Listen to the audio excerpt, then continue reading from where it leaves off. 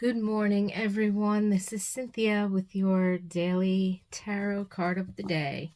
And this week we are using the Universal Waite Tarot, which is essentially a recolored version of the traditional Rider-Waite. And I have information about it in the description box below. So as I take a minute to tune in to the energy of the day and to my spirit guides, I invite you to do the same. Tune into your own intuition, your own inner guidance, your spirit guides, your higher self, so that whatever card comes up, you're open to receiving your own personal wisdom.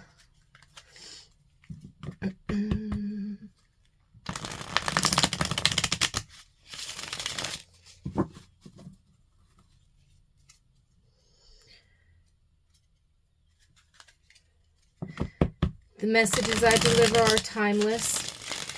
So whenever you happen to find this video, if you're intuitively guided to watch, there's likely a message here for you. But please remember, these messages are general and they are for the collective, whoever is watching now at the time that I've recorded and posted, or whoever in the future might stumble upon this video. So again, I just reiterate, trust your own intuition, trust your own inner guidance as well. And from the messages that I deliver, take what resonates and leave the rest. You know, if you find yourself trying to stretch things or it doesn't quite make sense right now, by all means, just leave it behind. It might make sense later, and it might not be your message. And that's all okay, because everybody is different. And sometimes in finding that it's not our message, that in and of itself is also the message. So be open to your inner guidance. Let that come through. The Wheel of Fortune.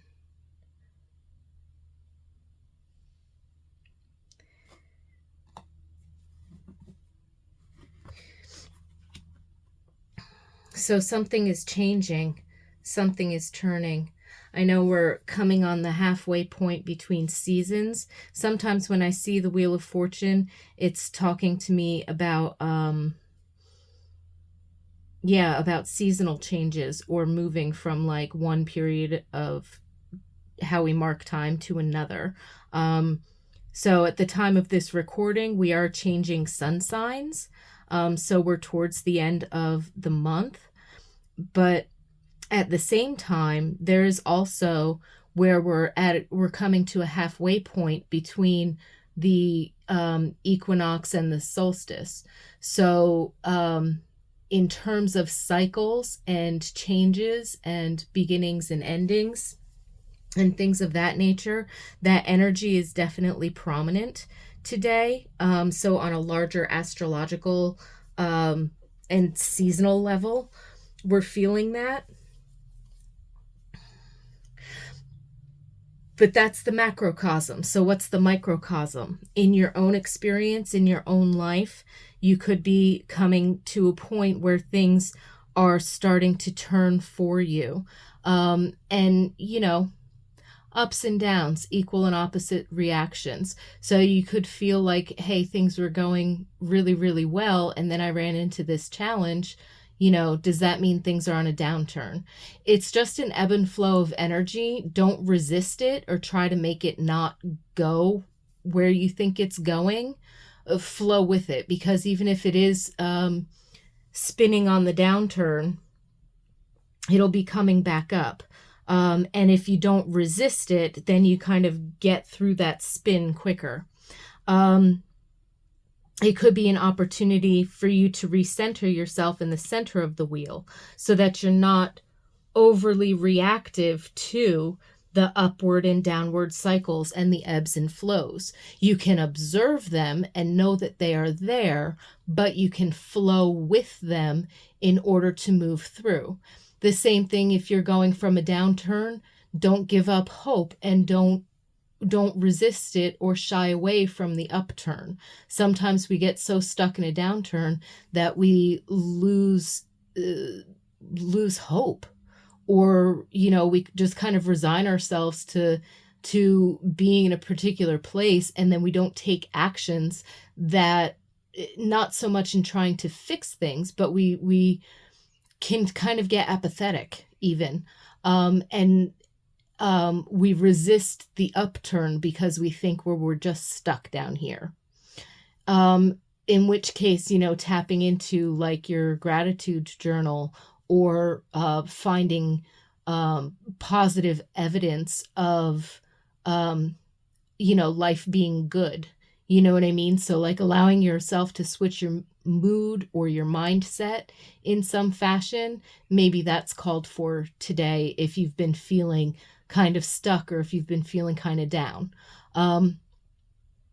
But, the wheel turns whether we want it to or not. It's just a matter of, are we going to pay attention to it, or are we only going to focus on one thing or the other? If the wheel is turning and it's going into a challenging time, if we overwork ourselves and resisting that in order to fix everything and stay in our upswing trajectory, then we kind of miss out. We miss out on the lessons and the opportunities that can come, and the empowerment that can come from overcoming or seeing through certain challenges and certain ebbs in the energy. We might miss out on rest time if we need some rest, or if we need to take a break, or if we need to stop the doing, and we see the challenge as a blockage rather than a universe calling us to take a rest, then we'll miss out on that, because we'll be overworking ourselves and doing extra overwork because we're fighting against the need to rest, right? If we're in a downturn and we kind of resign ourselves to hopelessness and let all the challenges pile up without looking for the good, then when the good comes along, we're going to miss it. So in a certain sense, this energy of paying attention to the ebbs and flows of the cycles that are going on,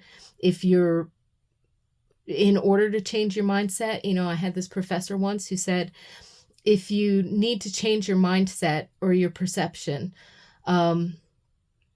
if you're sitting down, lay down. If you're lying down, stand up. If you're standing up, have a seat.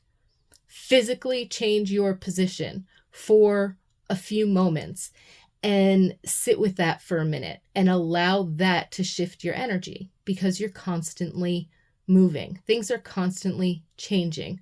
One moment runs into the next, runs into the next, runs into the next. And so this is talking really about being aware of the ebbs and flows of certain cycles and certain powers, and recognizing that transitional nature of things and allowing yourself to go with that flow.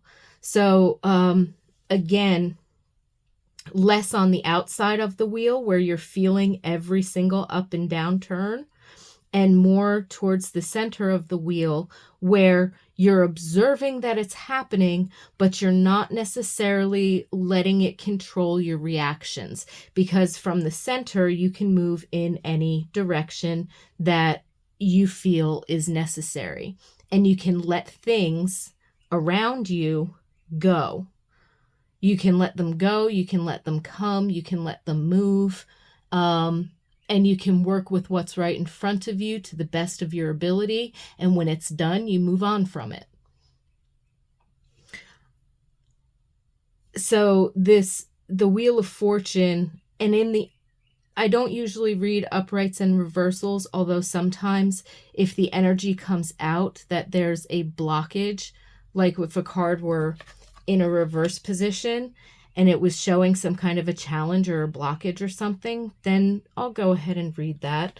But, we can get the fun thing about seeing a challenge that comes up, even in an upright card, is the fact that it could be, if we take a moment and take a deep breath, it could be that we see an opportunity within that challenge or that change that we would otherwise not have seen. And so keeping yourself to the essence of what the card is representing will let you know, well, oh, that's all well, good and fine, right? That's like the fluffy light side of things, but I'm really experiencing something hard, internally, or, this situation showed up out of the blue and I don't know exactly how to fix it or how to not challenge it, but how to change it. Sticking to the essence of the card allows you to see it as an opportunity to improve upon something, or sit back and see what happens for a minute until such time comes as that's what I should do. And then you can dive in. Like sometimes we have to let things stew. You know what I mean? You can't spend the whole time like seasoning your soup and then you let it simmer and then, you taste it and it still doesn't taste right. So you keep adding all of this seasoning without letting it simmer again because you just want to get dinner on the table, right? You can't really do that. You got to take it in stages, right? You have to let the flavors meld. So you do a little bit of seasoning, you taste it, you let it simmer, you taste it again before you change the seasoning. You know what I mean? So it's like there's a certain amount of how much do I have to put my hands in this? And then do I have to let it work its thing and then come back to it and see how much I have to, like, allow yourself that ebb and flow and that hands on, hands off, hands on, hands off, So there could be something specific that you're working on or something specific that showed up in your experience and you feel like you're going to tackle it today. Take a look before you approach. So overall, though, I think today's energy is really good. And I think that the biggest message from Spirit for the collective in general is to pay attention to the cycles and the ebbs and flows and to move with them,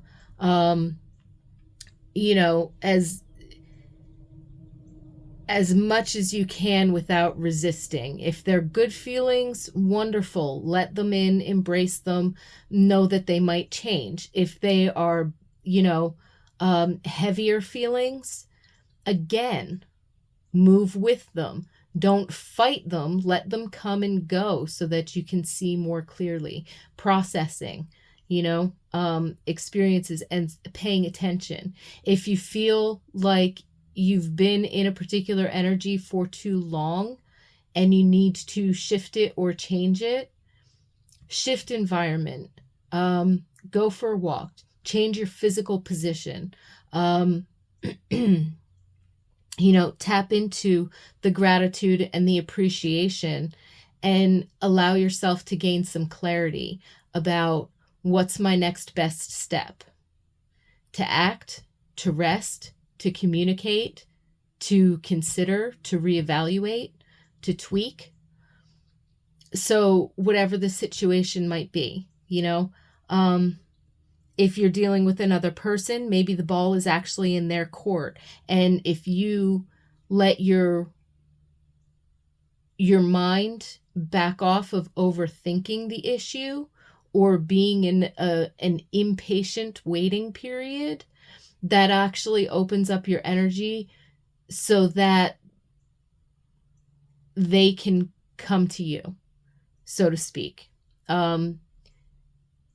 So making sure that we're calming and we're shifting our attention but we're open to receiving. So if we're waiting for information from another source or another person, right?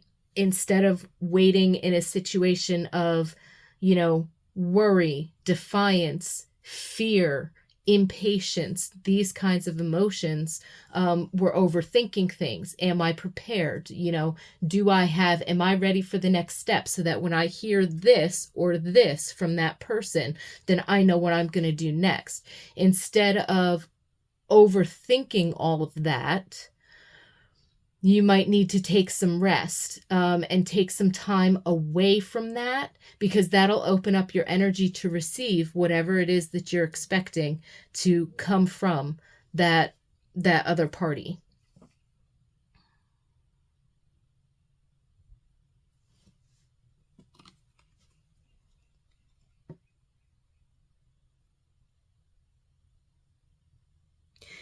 So those are the messages that I have for you today. Hold yourself centered. Allow things to ebb and flow. Allow them to come and go. Allow them to change, because cycles are changing. There's endings and beginnings and changes and transitions all going on all the time. Major arcana, it could be the macrocosm, microcosm thing, but it's definitely today's energy holds a certain amount of power in your life for being able to recognize this and work with your own energy in different situations, both positive and negative, however you want to look at them. Really just to open up and let yourself receive what needs to come to you, let go of things that you don't need to carry, and allow yourself to sort of rest in it's all okay and it's all moving and shifting.